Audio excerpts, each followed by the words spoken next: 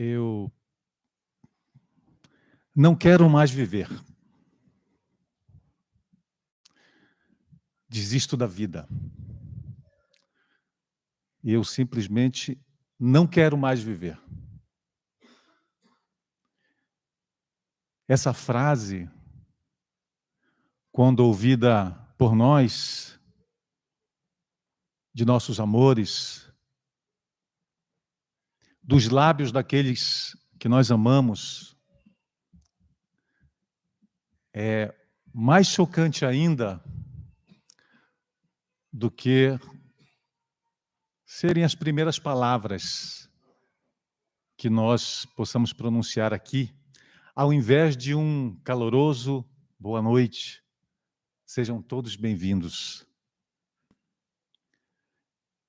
Eu não quero mais viver. É uma frase tão chocante, especialmente depois de ouvirmos uma mensagem como essa, que nos fala dessa história tão bela, de como podemos fazer nobre as nossas vidas, como o exemplo da mensagem, daquele que a deu a própria vida pela liberdade de um inocente, como a vida do próprio Cristo, do nosso Mestre, que veio e a deu por nós. Ainda hoje, nos equivocamos tanto quando dizemos que Jesus morreu por nós. Jesus é o nosso Salvador. Ele não morreu por nós. Ele viveu por nós. Ele deu a sua vida por nós. Eu não quero mais viver. Ninguém liga mesmo para mim. Aliás, se eu me for, ninguém sequer vai sentir a minha falta. Ninguém vai lembrar que eu existo ou que eu existi. Ninguém vai sentir saudade de mim. É o que se usa muitas vezes como justificativa para pensar em tirar a própria vida diante das dores. E elas não são poucas no nosso mundo. Todos nós sabemos disso. E eles dizem, não vale a pena viver. Para que ficar aqui? Para sofrer? Não vale a pena viver. Eu perdi o meu emprego. Eu passo por severas necessidades. Eu vejo os filhinhos, a família, em penúria. Eu não consigo levar o pão de cada dia à mesa dos meus amados. A minha doença é incurável. Eu já sei que não vou ficar bom mesmo. Eu já sei que não vou mais ter a saúde. O meu amado, a minha amada, foram acometidos por uma doença incurável. Eu não posso suportar essa dor. Eu não quero mais viver. Ou, mesmo, a maior de todas as dores. Eu perdi o meu amado. Eu perdi a minha amada. Não vale mais a pena ficar. Não vale mais a pena viver. Ou dores menos graves aos nossos olhos. Eu perdi o meu pet, o meu cachorrinho, o meu gatinho. Você não tem ideia do quanto eu o amava.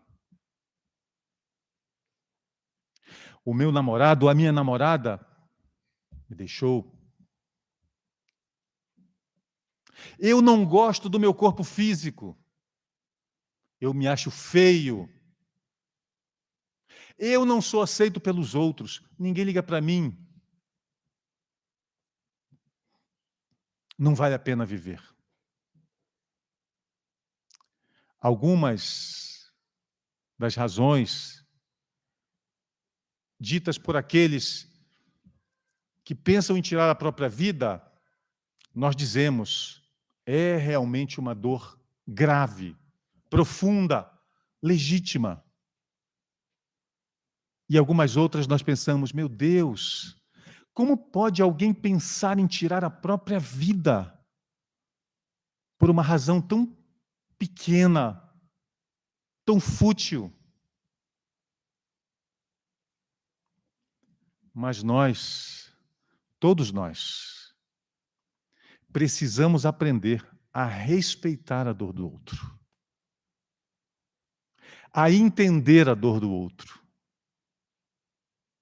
Para nós, pode parecer tão simples, tão fútil, tão desprovida de razão, mas para ele ou para ela é uma dor dilacerante. E a forma e a intensidade com que essa dor entra no coração de cada um de nós é diferente. E nos fala a intensidade e a forma com que chega ao coração de cada um, nos fala do nosso estágio evolutivo. É o estágio evolutivo de cada um é que vai dizer como e com que intensidade cada uma das dores pode chegar no nosso coração.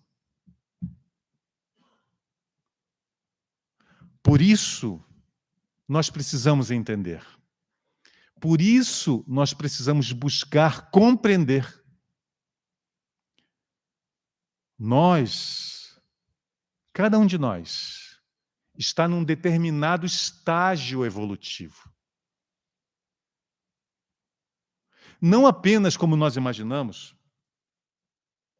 de virtudes nobres ou de imperfeições, ainda primitivas que sejam. O estágio evolutivo de cada um de nós também pode ser descrito pela nossa resistência moral diante das dores que o mundo oferece. Por isso, às vezes, aquele pai ou aquela mãe não se conformam. O meu filho era tão bom. A minha filha era tão boa, tão bela, tão inteligente. Não fazia mal a ninguém. Buscava o bem de todos.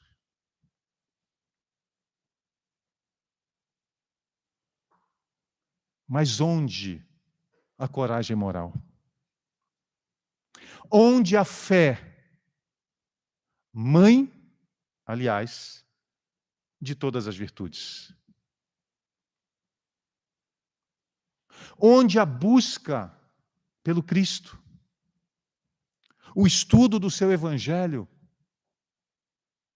a busca, o anseio por conseguir desenvolver essa coragem moral, ainda que muitas vezes essas pessoas façam o bem, sejam bondosas,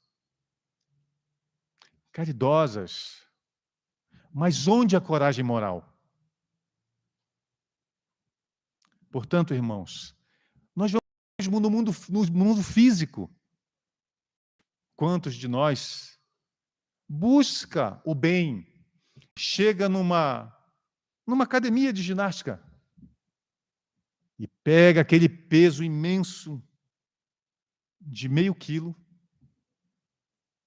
faz 2 exercícios e está doendo. 3 é demais, mas é meio quilo.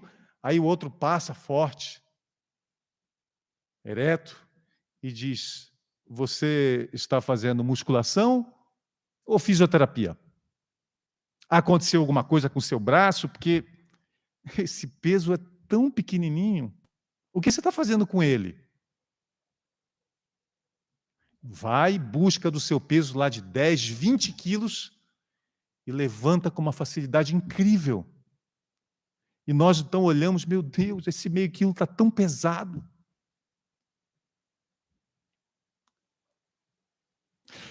Como foi que esse irmão conseguiu ter facilidade, ter forças para levantar um peso de 10, 20 quilos com tanta facilidade? Ele conseguiu isso em um dia ou 2? O que vocês acham? Um dia ou 2? 3? Muito mais? 5 dias? Ou alguns anos? Fazendo o quê? Comendo pipoca em casa? Ou enfrentando aquele peso e carregando com vontade? Treinando o músculo?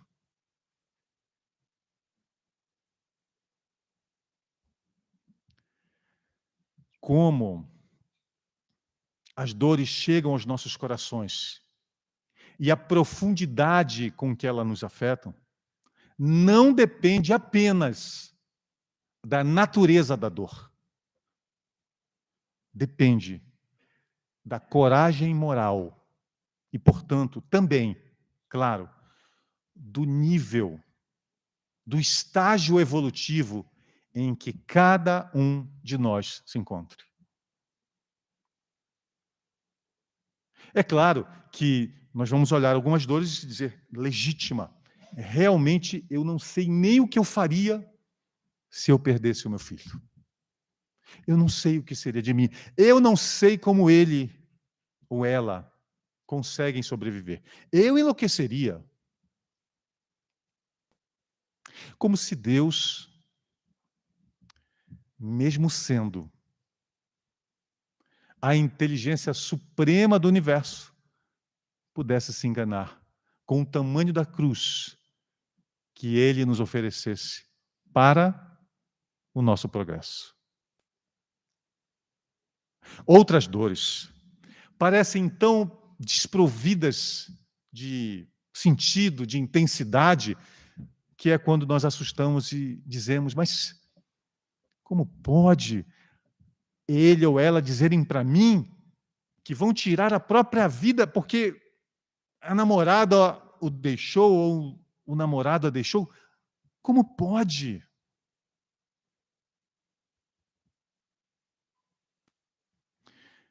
E existem algumas dores que claramente nós vemos que são cercadas de individualismo e até mesmo de egoísmo, de cegueira, de falta de gratidão ao Pai, à vida. Claro, nos cabe julgar ou compreender, condenar ou estender as mãos. São inúmeros os jovens que nós atendemos semanalmente, que dizem, diante dos pais, atônitos, desesperados muitas vezes, tentando dissuadir o filho da ideia de tirar a própria vida. Quantos pais nós vemos com os olhos arregalados diante do filho dizer, ele não liga para mim, ela não liga para mim, a vida não vale mais a pena. Ele não me ama, ela não me ama, ao lado do pai. Não me dá atenção. E o pai, então, ou a mãe, nos lançam aquele olhar de desespero, como a quem diz, eu não sei o que eu vou fazer se isso acontecer. Me ajuda, por favor. Sabe aquele olhar que tem palavras? O desespero do pai e da mãe olhando para nós, olhando para o filho e dizendo, eu não sei mais o que fazer. Me ajuda, por favor.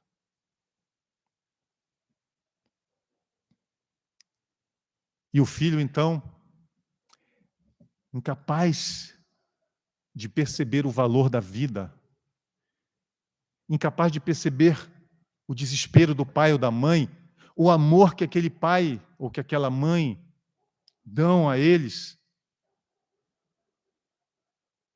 reclamam da forma com que são tratados, da atenção que recebem ou da falta de atenção.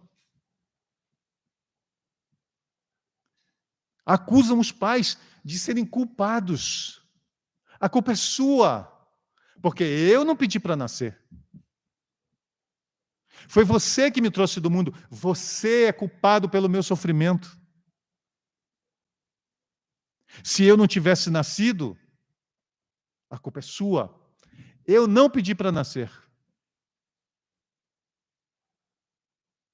E nós, então, diante a essa altura, muitas vezes, das lágrimas dos pais, dizemos, ele ou ela, o jovem, tem razão. E os pais olham assustados. Tem razão? Sim. Ele ou ela não pediu para nascer. Implorou. Não apenas pediu para nascer, implorou por alguém que o recebesse aqui na terra. Implorou, não poucas vezes, de joelhos. Porque muitas das vezes, aqueles pais que nos recebem são aqueles a quem nós fizemos mal. Embora a postura, muitas vezes, de ingratidão do filho, da filha, a posição de vítima, se acreditando abandonado, injustiçado, ele foi o algoz do próprio pai.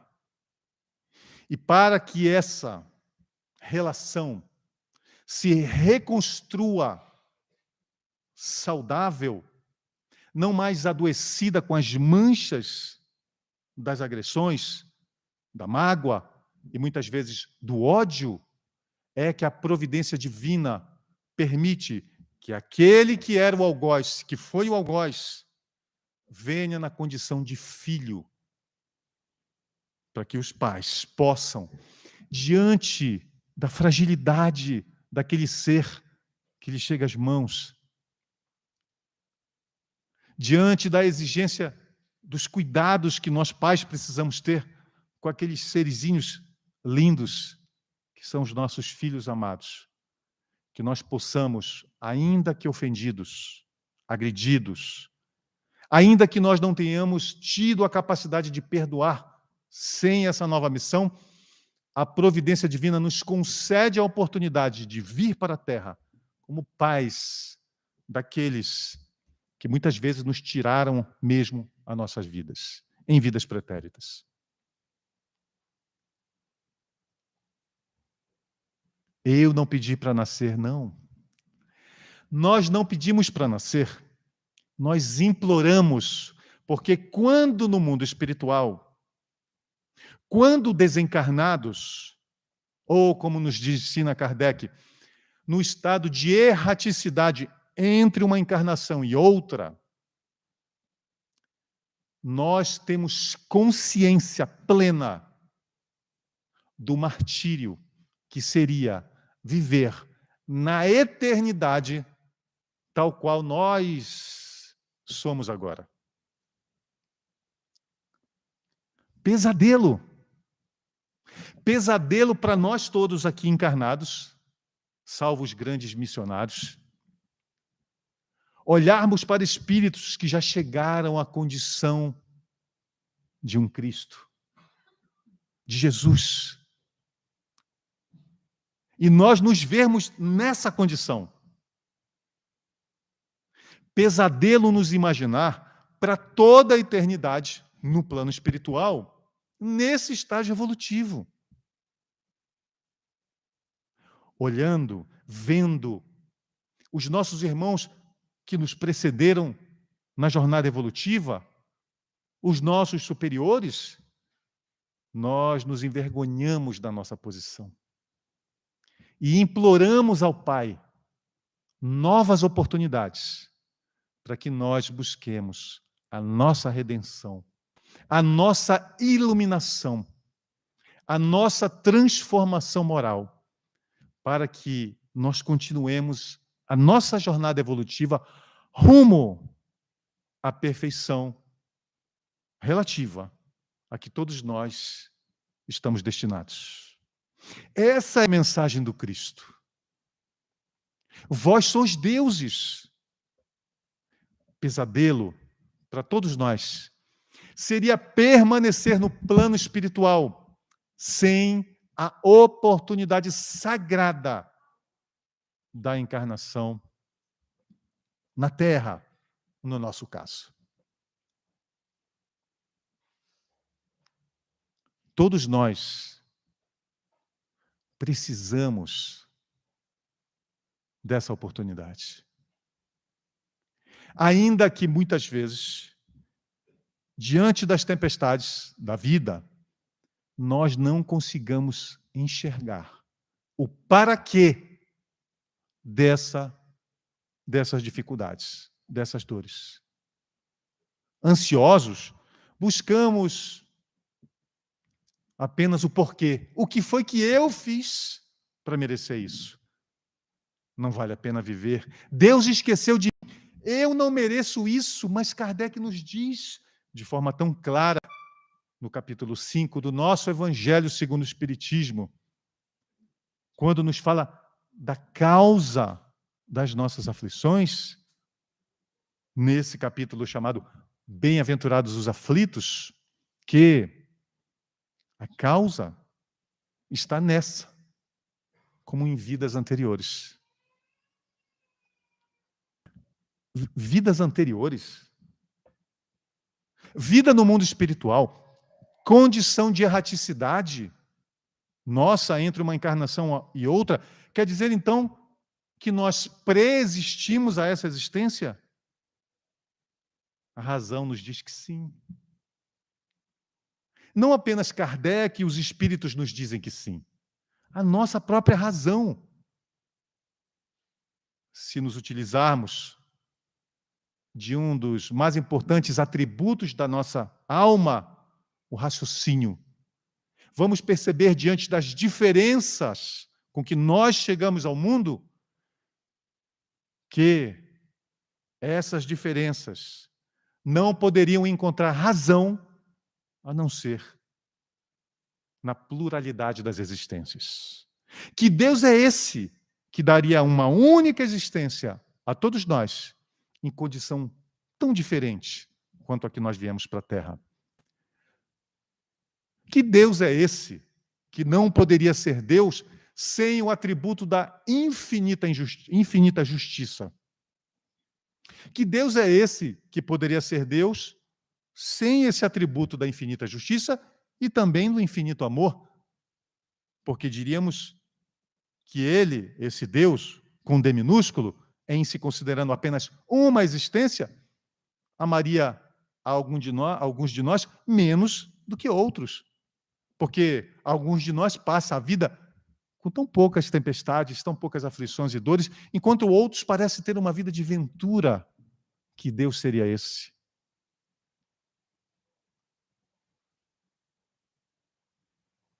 Portanto, nós pré-existimos antes dessa vida. E se nós pré-existimos, se nós existíamos antes de chegar à Terra, nós reexistiremos? Ou eu conseguiria me suicidar? Em me suicidando, em acabando com a minha vida, para escapar dessas dores, eu deixaria de existir? Não. Nunca. Nunca. Nós reexistimos, não apenas pré-existimos. E jamais deixaremos de existir. Somos imortais. Queiramos ou não, viveremos para sempre. Mas então o que é o suicídio? É a exterminação do corpo físico. Físico. Jamais de mim mesmo. Jamais do meu ser. Jamais da minha essência. Acreditar nisso, acreditar que o suicídio seria, como num passe de mágica, nós deixarmos de existir, é nos colocarmos numa posição superior à do próprio Criador. Como se nós tivéssemos o poder de dar e de tirar a vida. Quem de nós, em sã consciência, se acredita mais poderoso do que o próprio Deus? Nenhum de nós. Somos imortais. E isso é tão fácil de perceber. Quantos médiuns espalhados ao longo do mundo nos podem falar de sua comunicação com o mundo invisível? A mediunidade não é privilégio da doutrina espírita. Sempre existiu em todos os tempos na humanidade. Nunca foi privilégio dessa ou daquela religião. Existem médiuns mesmo ateus. Eu mesmo conheci. Não acredito em Deus. Nem sei quem são esses seres. Deve ser da minha imaginação. E aí, quando ele viu um parente, eu acho que não é. Porque ele sabia de coisas. Que coisa? Só eu sabia. Meu parente. Às vezes, esquecemos, mesmo sendo cristãos, diante das dores, quando queremos nos matar, ou matar o nosso corpo físico, esquecemos que Jesus voltou, ressuscitou para nos provar da imortalidade da alma.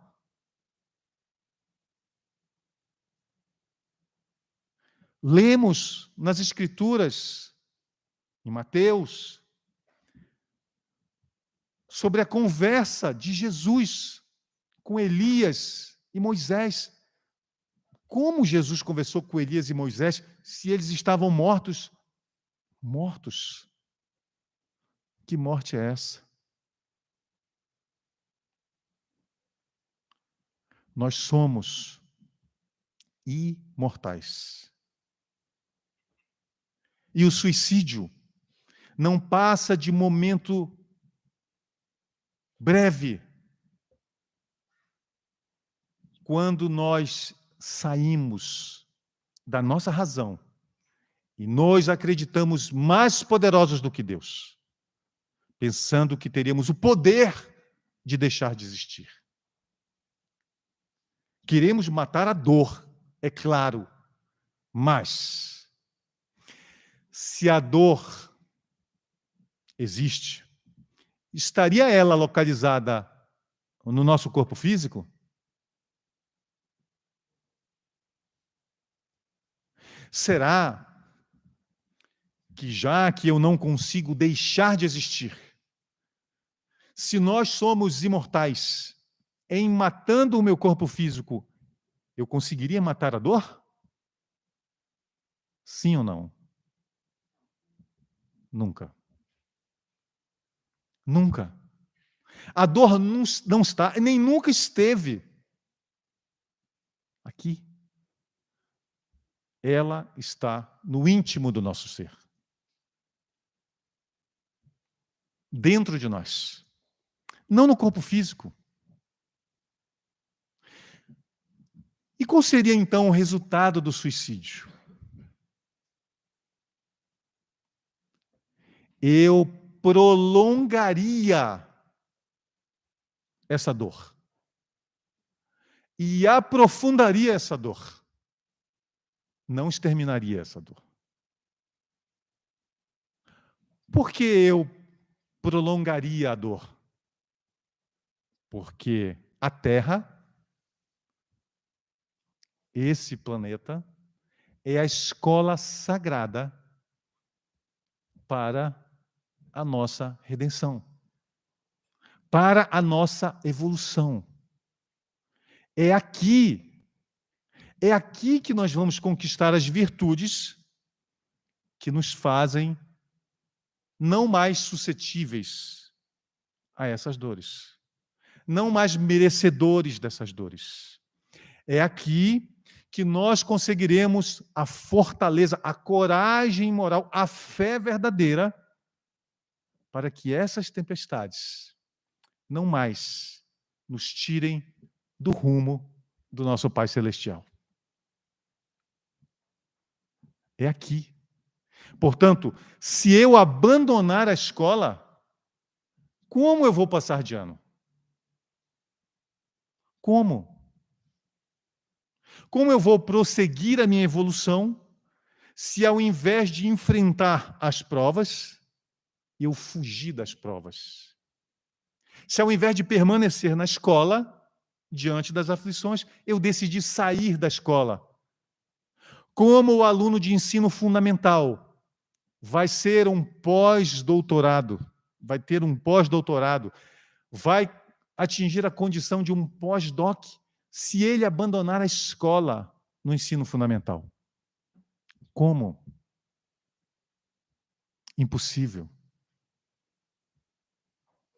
Prolongaríamos a nossa dor, porque ao invés de adquirir as virtudes necessárias para apagar a sombra das nossas imperfeições, ao invés de conseguir desenvolver em minha coragem moral a fé inabalável, que me torna forte o suficiente para não naufragar nessas tempestades, eu fujo da escola e preciso voltar à escola.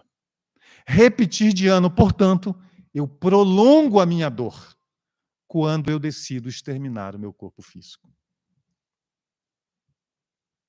É claro que não existem penas eternas.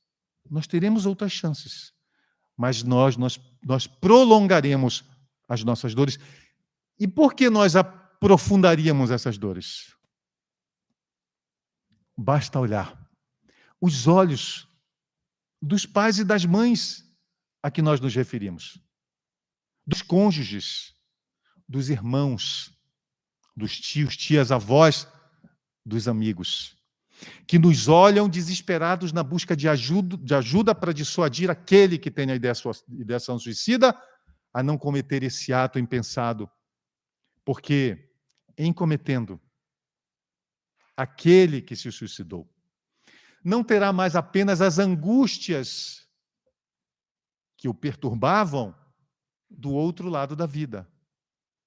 Terá somada às suas próprias angústias a angústia, a dor e a lágrima daqueles que ficaram.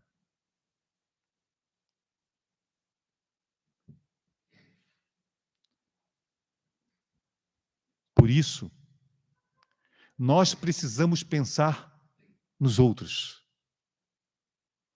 Na dor, não apenas na dor que nos machuca, mas na dor que nós podemos causar no outro. No desespero que nós podemos causar no outro. Somente naqueles que nos amam.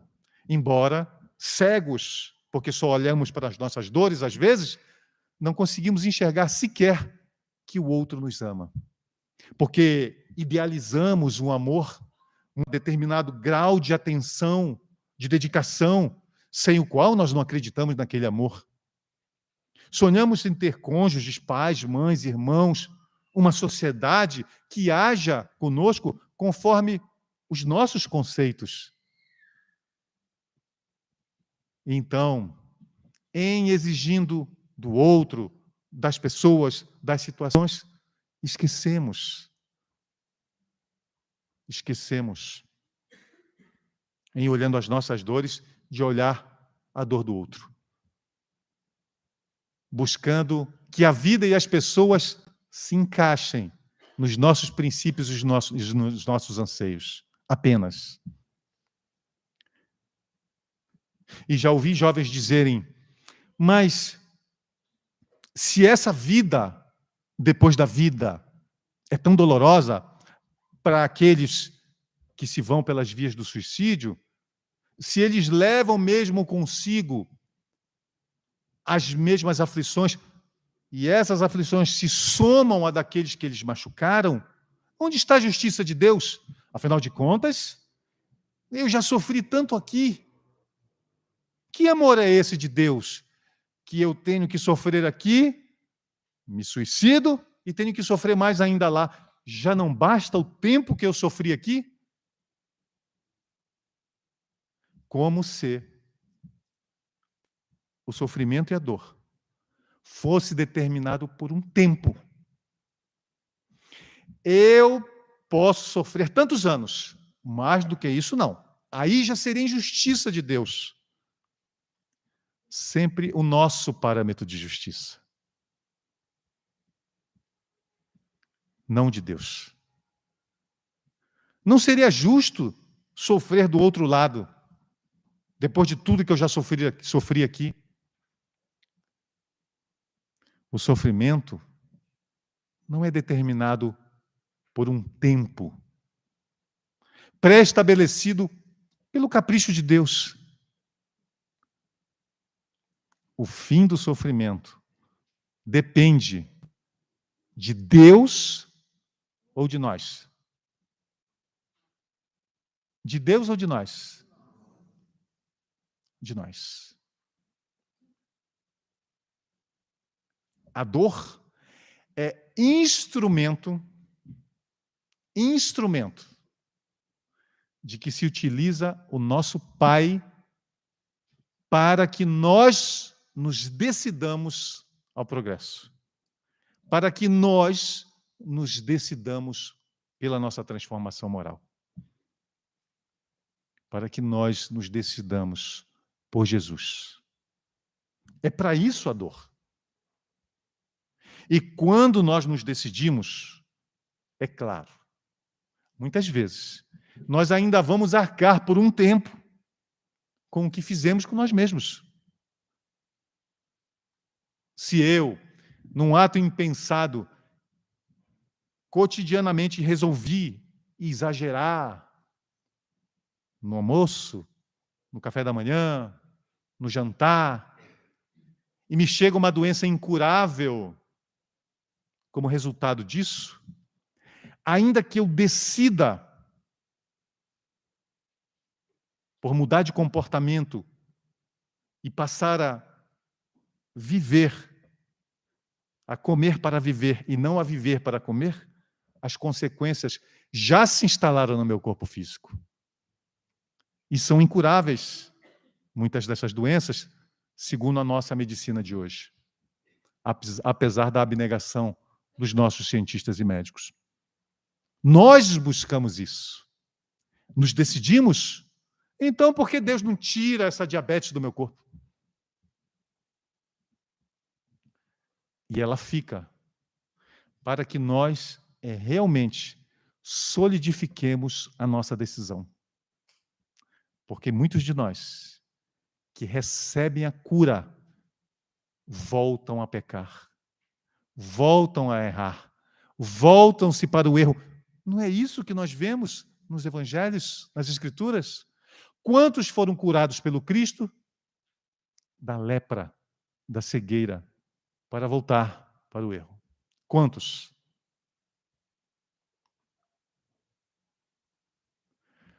Portanto, a dor, a aflição, fica em nós, até que nós nos decidamos pela nossa redenção, pelo nosso progresso, pela nossa transformação. Não é castigo de Deus, é lei da natureza.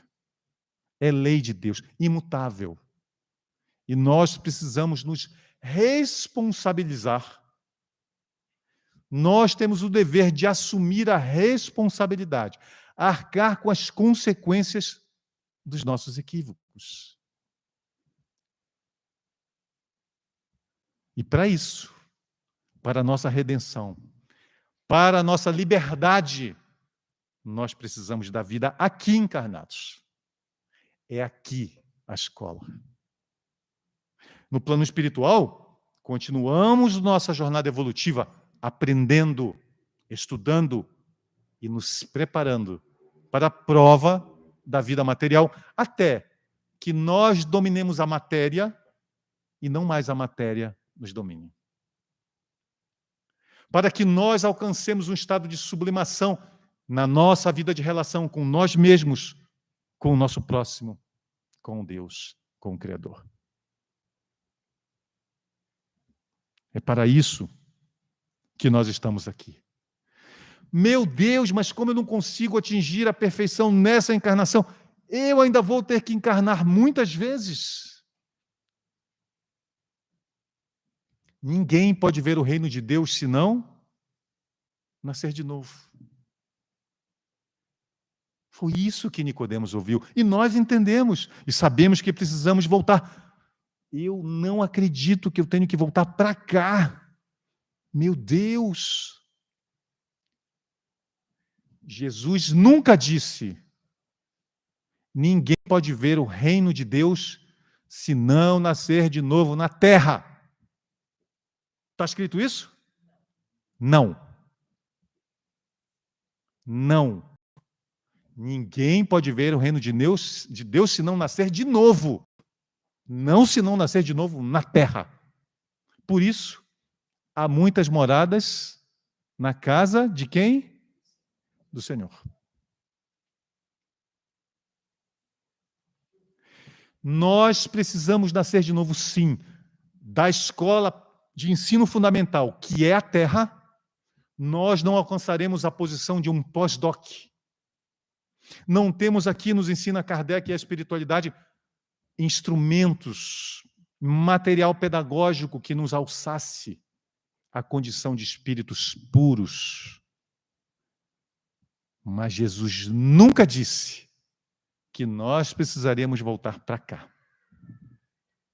Portanto, alguém aqui não está gostando da escola? Eu também não. Alguém aqui já percebeu que quando Cristo se referia às trevas exteriores, na parábola do festim de bodas, ele falava da terra? Alguém aqui já percebeu que aqui na terra, não naquela visão de inferno, de umbral, de trevas, aqui na terra é o lugar de prantos e de ranger de dentes? Alguém aqui já percebeu isso? Pois acreditem, aqueles que querem se suicidar já perceberam. Meu Deus, você está me dizendo que eu preciso continuar, ainda preciso voltar para cá? Eu não disse isso. Kardec não disse isso. Jesus não disse isso.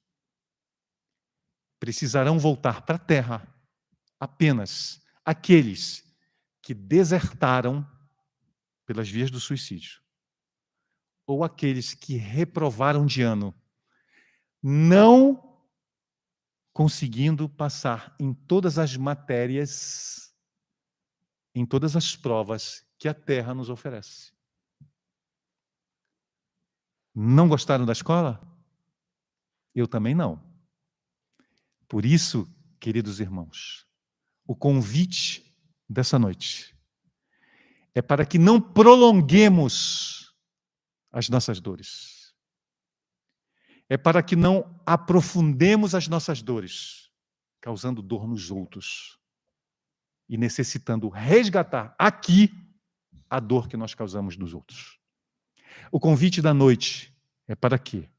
Independentemente do tamanho da dor que assola o coração de cada um de vocês, que tenhamos coragem moral para enfrentá-las. Que tenhamos fé nas promessas do Cristo, de que há muitas moradas, muito maiores, muito mais iluminadas, muito mais cheias de felicidade e ventura do que essa escola. Mas, por ora, é dela que precisamos, para que nós possamos chegar nessas outras moradas da casa do Pai, muito mais felizes do que essa nossa pequenina escola, mas abençoada, chamada terra. Fiquemos e conquistemos a nossa liberdade aqui, sendo aprovados, passando de ano e não desertando.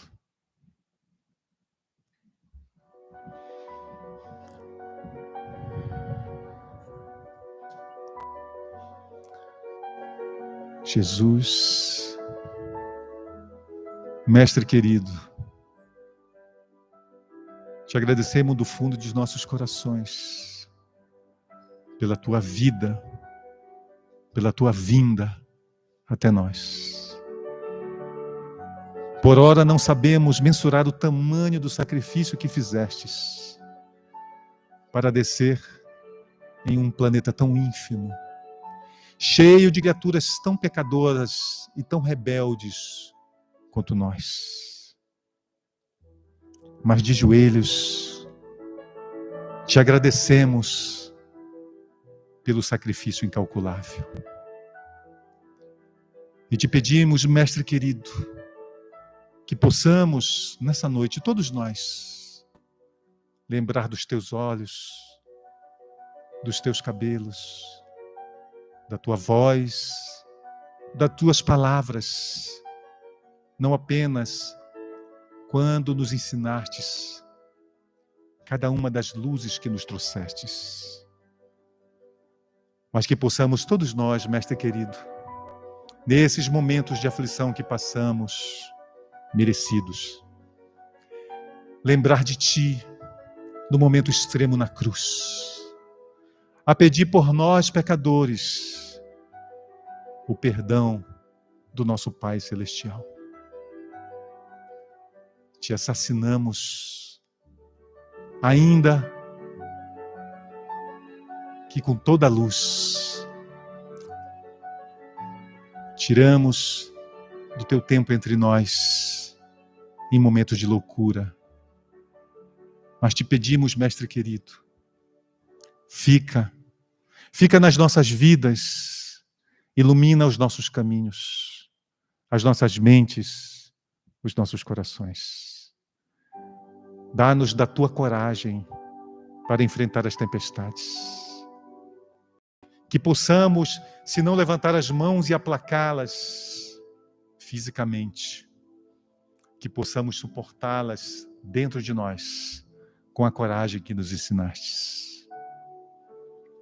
Fica conosco, Mestre querido, e que o Teu evangelho de luz, que é a Tua própria vida, que nele possamos encontrar essa coragem e essa luz para iluminar os nossos caminhos e nos conduzir a todos nós, tão pecadores e tão falíveis, tão pequenos e imperfeitos, ao caminho do nosso Pai Celestial, que nos aguarda em suas infinitas moradas, de tão mais luz e mais ventura, que a nossa humilde casa terra. Fica conosco, Mestre querido, agora e sempre.